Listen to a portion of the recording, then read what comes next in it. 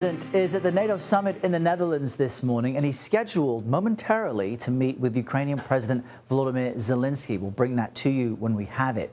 Meetings are focused largely on defense spending and the war in Ukraine, but the U.S., Israel, Iran conflict is already overshadowing discussions.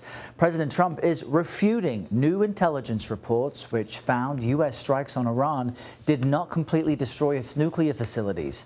Instead, an assessment found the strikes only set their nuclear program back by a few months.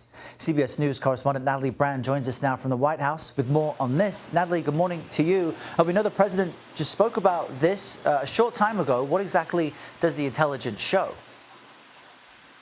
Yeah, good morning, Errol. Well, CBS News has confirmed that that initial classified intelligence assessment produced by the Defense Intelligence Agency says that perhaps Iran's nuclear program was only set back by a matter of months, and that would be because the strikes over the weekend closed off two entrances, including the one to that Fordo nuclear site, but that enrichment could potentially resume once that's cleared and electrical repairs are made. Again, this is just an initial assessment, but already President Trump, the Defense Secretary Hegseth, who's also there at NATO with him, and Secretary of State Rubio, all slamming this reporting and also the leak. The president saying right now the intelligence is inconclusive. Here's more of what he had to say at NATO a short time ago. We hear it was obliteration. It was a virtual obliteration. Had we not succeeded with that hit ended the war. That hit ended the war. I don't want to use an example of Hiroshima. I don't want to use an example of Nagasaki. But that was essentially the same thing. That ended that war. This ended that with the war.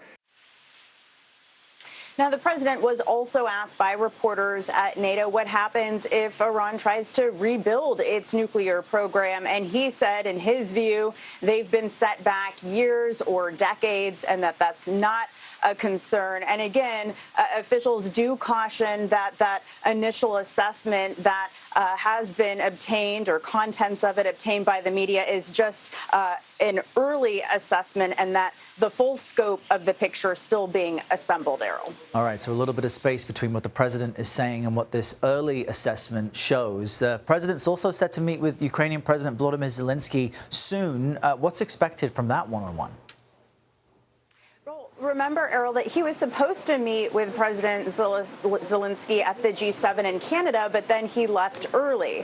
So this would be their first meeting in a while. He was asked by reporters at NATO what's expected, and he said they'll talk about the obvious, referencing Russia's war on Ukraine and what he called Zelensky's difficulties. He also noted that he's spoken recently to Putin, referring to that call that President Trump said he had last week with Putin, in which Putin offered to help with Iran. And that really underscores the point, Errol, that over the past couple of weeks, everything's really been overshadowed by Israel and Iran and the conflict. That's also been the topic of conversation dominating, these first hours of NATO. So we'll have to see if that changes and Russia and Ukraine reemerges in the spotlight as the day progresses, Errol. Yeah, we're going to watch that very closely. All right, Natalie, thank you very much.